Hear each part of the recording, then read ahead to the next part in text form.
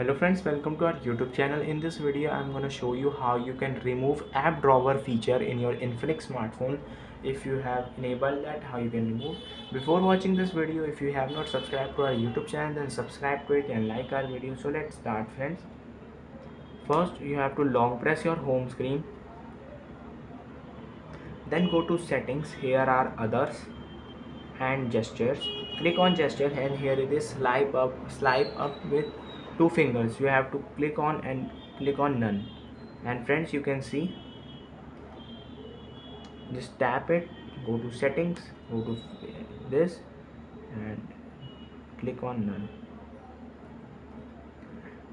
and friends you can see the app drawer is removed.